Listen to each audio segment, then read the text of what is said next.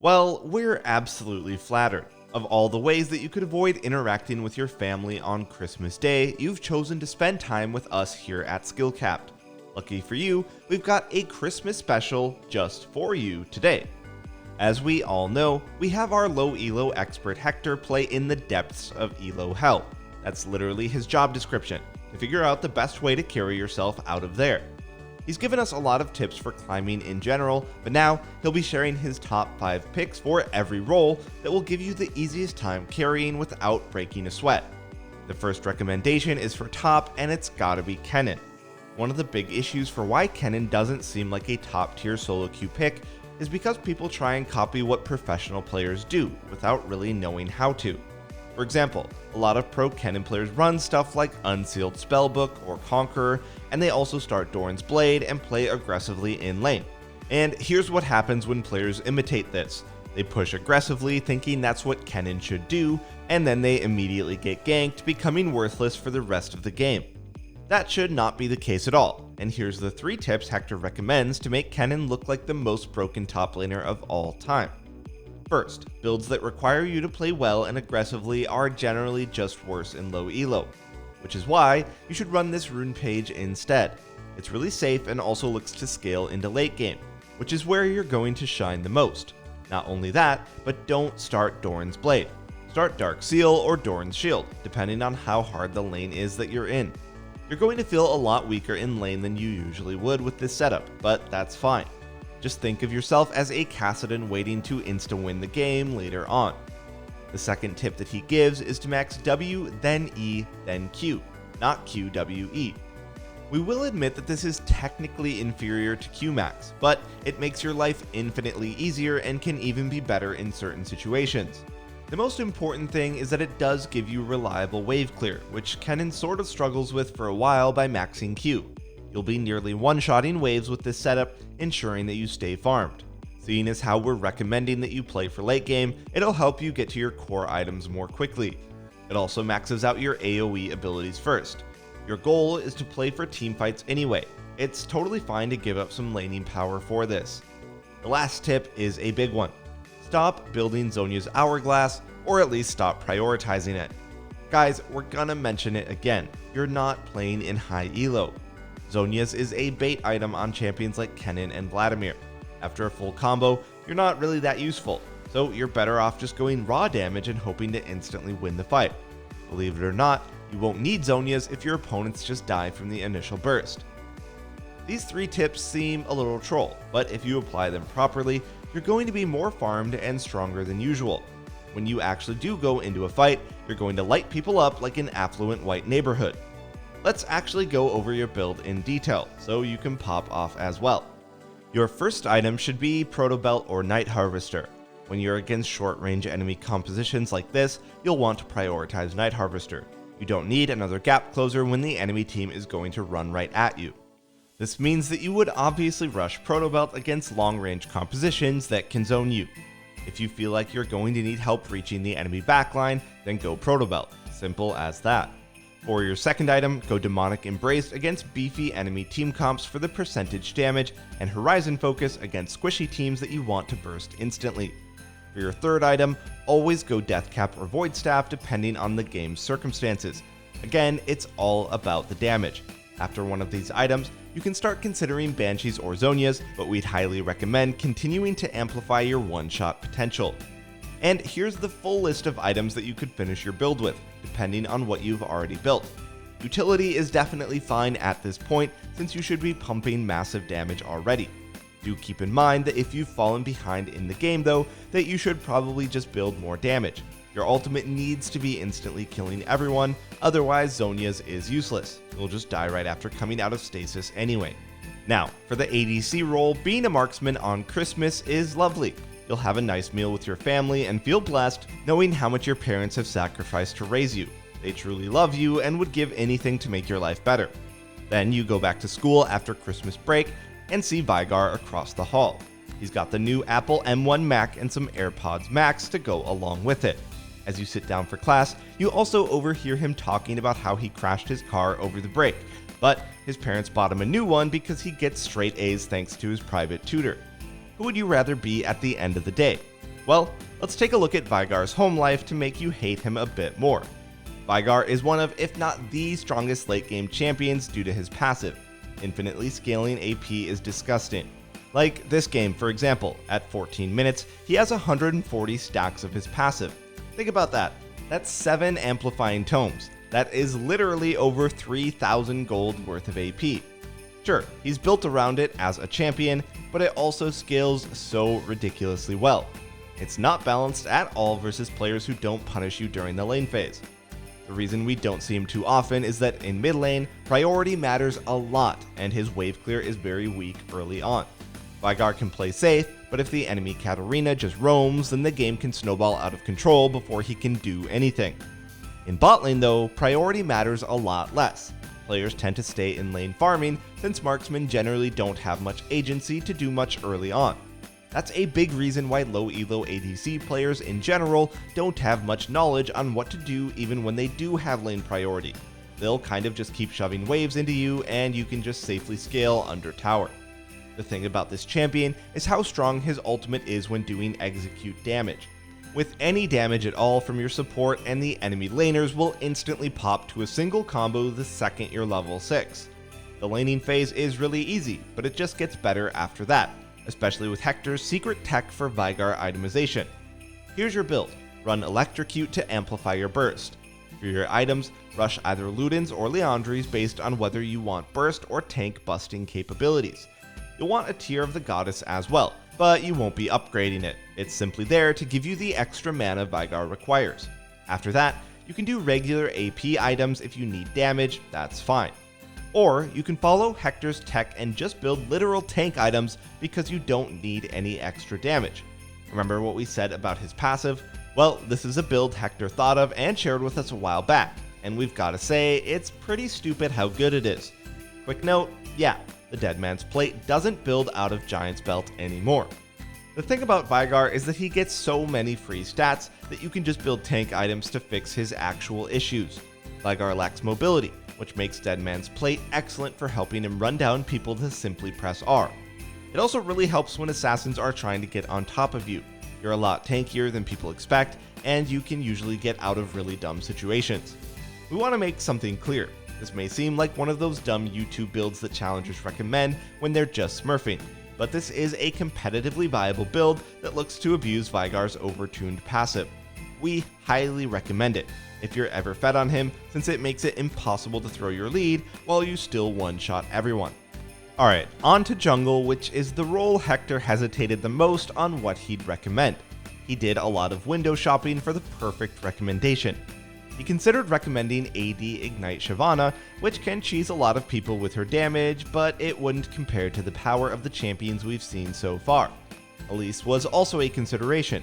She's very strong in the meta considering how good rushing tier 2 boots is right now. The movement speed early on lets you make the rounds and give coal to all the naughty boys and girls of the Rift. Unfortunately, despite being ridiculously far ahead and owning this particular game, he somehow got backdoored by a Scion. This was clearly Elise's fault as a champion, so he couldn't recommend her in good conscience. At the end of the day, there's really one standout jungler at the moment, and that is Graves. Graves is like socks for Christmas. You know that you're getting them, you're not excited about them, but at the end of the day, you really needed those socks. Now, we're not just recommending Graves in general, but rather the Negan build, as certain people call it. The Negan build is literally just investing as much as you can into lifesteal. For runes, you'll be running Fleet Footwork, Overheal, Legend Bloodline, and Ravenous Hunter. That's not all. For your 2 first core items, you'll want to rush Immortal Shieldbow and then Bloodthirster. Here's what it looks like in-game. The point is that you walk around with this big shield thanks to Overheal and Bloodthirster. Combine that with Graves' natural tankiness and he's a beefy boy. But that's not the best part. Let's watch. This Azir kill, not that impressive. He's 3 levels up and it all seems normal so far. Let's watch the next part in slow motion. He autos once for 707 health off a single hit, and then again to top himself off and his shield. He went from low health to over full in just 2 auto attacks. Yes, this build is gross. Graves truly is a frontline bruiser, ADC, initiator, support burst mage, carry champion. He's very easy to play and incredibly rewarding when you manage to get all these items together. As for the rest of the build, it's pretty simple. You can finish things off with any of the following crit items that you need. Or, if you want to go down the lifesteal route even further, that's also fun.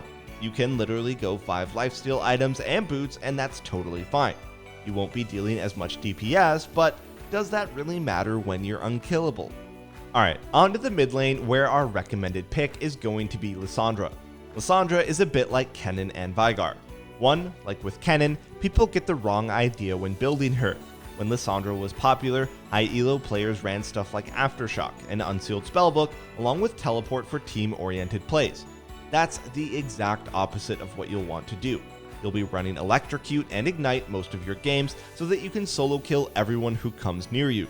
Scoring kills on Lissandra is as easy as sitting down and watching football with all your relatives while your mom makes dinner, which takes hours of hard labor. Love you, Mom. You just press R and unleash your abilities. It's really that easy and rewarding. Much like Veigar in bot lane, a lot of her biggest weaknesses also don't exist in low elo. Players are either too stubborn or don't know to run cleanse versus her. They also don't build Merc Dreads when they should be the first thing that you buy in the matchup. And you know for sure that no ADC is going to build QSS, and even if they do, they'll forget to use it anyway. Best of all, Lissandra's biggest lane counters are high-range control mages, which are not popular at all in low elo. That's because they're very punishing to play, considering everyone in low elo tends to play assassins in mid lane, which, yeah, Lissandra hard counters. Champions that set up ganks are also very powerful, considering no one plays around ganks. Your bait can be as obvious as an Olive Garden gift card from your uncle, and your opponent will fall for it every single time. You're always going to get ganks too, since junglers love when their mid laners pick Lissandra. What really takes her over the top though is her itemization. Just like Kennen, don't fall for the utility bait by buying Zhonya's. Rush Proto Belt as your first item to help you get in range for your ultimate. Then, Hector recommends literally just buying Deathcap as your second item. She has insane AP ratios, and it allows you to consistently one-shot people throughout the game, instead of having to rely on your team to follow up on engages. Her playmaking potential is massive when you build raw damage. If you get strong, you won't even need your ultimate to kill people, which is when you can really toy with your opponents. She's mobile, easy to play, and a hard scaling carry. Those are the best qualities in a champion for low elo solo queue. After Deathcap, keep building damage if possible. Stuff like Void Staff or Horizon Focus will allow you to keep one-shotting whoever you come in contact with. We're not saying that you should never build Zhonya's or Banshee's Veil. Just like Kennen, build them reactively if you actually need them later on in the game. You are not an initiator in low elo. You're a carry, first and foremost, and you should be playing to 1v5 the game. Finally, Hector's final gift to us is going to be Nami. Whoa. Don't ask for the gift receipt just yet. Hear us out on why he thinks Nami is so strong. Nami will not be nearly as flashy as any of our other previous picks, but that's precisely why she flies under the radar as a power pick. First, we have to discuss her laning phase. Supports have a lot of power during the early levels in the bot lane. While marksmen are weak, supports reign supreme with their better base stats and abilities. Nami is the queen of early trading. There are very few champions in the game who can deal with her pressing W and auto-winning every trade. Not only does she win short trades and have great sustain for the lane, but she has incredible agency when it comes to forcing all-ins. Her wave covers so much area that you can force a fight whenever you feel like it by either knocking your opponent up or blocking their retreat. If Nami is winning lane, as she should be, she can extend that lead very easily, forcing fights whenever her ultimate is up. But that's not why Hector recommends her. If you've watched the whole guide, you'll know that every pick he recommended is a safe, hyper-scaling carry. Nami is no different. He firmly believes that she's just as strong, if not stronger, than a late-game Sona. That's a bold claim considering how broken Sona is late-game. It's kind of weird, but something that isn't talked about is how ridiculous Nami's AP scalings are. She scales quite well, but it doesn't feel that way due to how her abilities are fragmented. Her W seems fine and balanced, but when you look at the total number, you start to see how crazy it really is. For example, look at the 3 separate bounces of this W. If you add all of those up, that single W did about 870 points worth of damage and healing. That's a single ability from the support, by the way, not including everything else that she's doing in this skirmish. Not only that, but once she gets some AP, her passive starts giving players nearly mobility boots worth of movement speed. Her pick potential is crazy. If anyone is slightly out of position, she can speed her ally up to catch them and then slow them with her E, leading to guaranteed kills. It's safe to say movement speed is the strongest stat in the game, and she has an abundance of it not just for herself, but for her entire team. It becomes impossible to get away from her or catch her. She is quite the slippery fish. So, why isn't she permabanned then? Well, it's the same issue a lot of other champions that we talked about face. People think she's just a lane bully and don't properly build to really abuse her kit. Let's specifically look at her W scaling. It has a 110% AP ratio when going for a double heal, and a 130% ratio when going for a double damage bounce. Unfortunately, each bounce gets weaker. That is until she gets 200 AP, when her bounces actually start to get stronger. What we're saying here is that just from her W, a ton of ability power is really good on her because you want your big AP ratio bounces to get even stronger post 200 AP. If she could be a mid laner, she would with this scaling. But we're going to have to make do with what supports can buy. Run this rune page, specifically for Gathering Storm to scale into the late game. You could get super greedy and run this full AP page, and it might even be better. It's definitely worse for lane though, so we'll leave that up to you. For items, go Spell Thief's Edge and pick up an early Dark Seal. Your first core item should be Imperial Mandate due to the slow synergy it has with Nami. After that, complete Mage Eyes. You want raw AP. Mage Eyes gives you the most AP for the cheapest amount of gold. It sounds troll, but build it even if you're feeding. Enchanters can stack it really easily anyway with their buffs. Not only that, but it's the cheapest legendary item in the game, which will give you an extra 15 AP from Imperial Mandate right away. After those items and boots, you should have 2 slots left. You can build Zhonya's if you need it, otherwise go Ardent Censer and Staff of Flowing Water to round out your build. Do not even look at Redemption or Mikhail's. They take a lot of skill to use well, but more importantly, even if you can use them well, they require your teammates to be competent. You're playing in low ELO, you do not have competent teammates. And that's all you need to know to play Nami. She's not a complicated champion to play whatsoever, and is made significantly stronger by aiming to get as much AP as possible. With that, we conclude this Christmas special. We hope you enjoyed, and happy holidays to you all.